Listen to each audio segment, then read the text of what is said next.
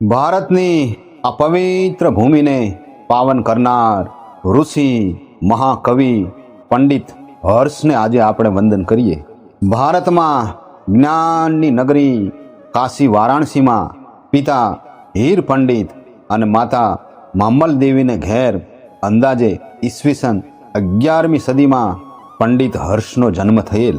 પિતા હીર પંડિત અને માતા મામલ દેવી સદાચારી અને ભક્તિભાવવાળા, ભગવાન પર ભરોસો રાખી પોતાની જીવન નૌકા ચલાવતા. બીજા પંડિતો જ્યારે રાજ પંડિતો હતા, પણ હીર પંડિત તો અયાચક વૃત્તિથી પોતાની આજીવિકા ચલાવતા. હીર પંડિત બીજા પંડિતોના દ્વેષનો ભોગ બન્યા. ભરી રાજસભામાં એમની હાંસી ઉડાડવામાં આવી, એટલે જન સામાન્ય પણ તેમની હાંસી ઉડાડવા લાગ્યા. એ દુઃખના આઘાતમાં એ પથારીએ પડ્યા અને એક દિવસ બાળ હર્ષને મૂકીને ચીર નિંદ્રામાં પહોંચી ગયા. વિધવા માતા પોતાના એકના એક દીકરાને હૈયા સરસો ચાંપી ચોધાર આંસુએ રડવા લાગ્યા. દુઃખનો ઓહળ દહાડા એમ બાળ હર્ષ માતાને પગે લાગી ગુરુ પાસે ભણવામાં લાગી ગયા. મનમાં બસ એક જ વિચાર કે મારે મોટા વિદ્વાન બનવું છે. કલાકોના કલાકો સુધી અભ્યાસ કરે, રાત્રિના જાગીને પણ પાઠ પાકા કરે. ગુરુ પાસે જ્ઞાન પ્રાપ્ત કરી રાજ દરબારમાં આવી પંડિતોને આવાહન આપ્યું અને શાસ્ત્રના સિદ્ધાંતો રજૂ કર્યા. મારા સિદ્ધાંતોનું ખંડન કરી દેખાડો, નહીતર અમે હારી ગયા છીએ એમ સ્વીકાર કરો. પંડિતો તેમના પ્રશ્નનો જવાબ આપી શક્યા નહીં. પંડિત હર્ષે માતા ત્રિપુરા દેવી, માતા સરસ્વતી પાસે માંગણી કરી કે હે માતા, મારા સિદ્ધાંતો કોઈ સમજી શકતું નથી. હે માતા, મારી બુદ્ધિ ઓછી કરો. સાક્ષાત માતાજીએ પ્રસન્ન થઈ આશીર્વાદ આપ્યા. આમ તત્વજ્ઞાનના ઉચ્ચ સિદ્ધાંતો સરળ ભાષામાં સમજાવવા લાગ્યા.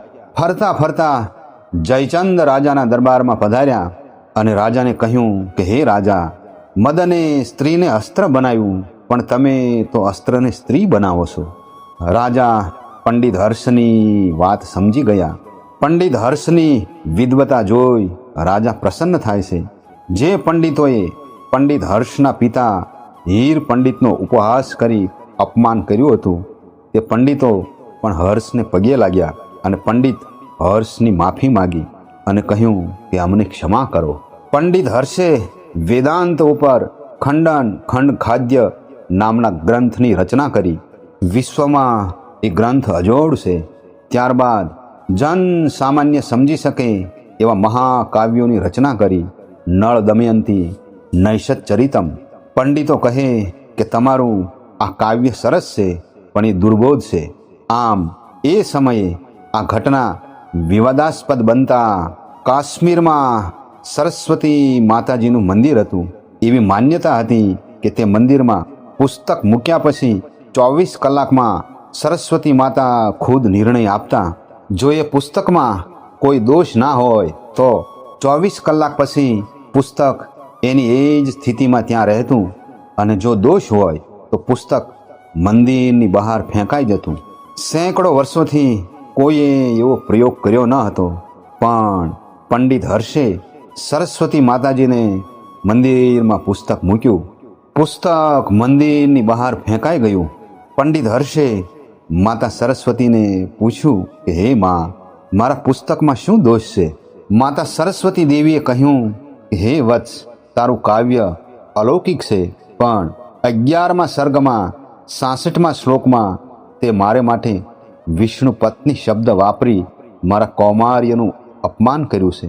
પંડિત હર્ષ કહે છે કે હે માતા, મેં તો તમારા મનમાં રહેલી વાત મેં લખી છે. હે માં, તું પરતંત્રતા સ્વીકારે તો ભગવાનની જ સ્વીકારે ને. હે માતા, હું તારો દીકરો છું.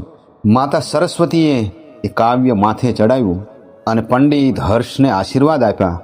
એમ કહેવાય છે કે પંડિત તાર્કિક શિરોમણી ઉદયાચનાચાર્ય સાથે પણ તેમનો શાસ્ત્રાર્થ થયો હતો. તંત્ર, યોગ, ન્યાય, મીમાંસાના પણ તેઓ જ્ઞાતા હતા.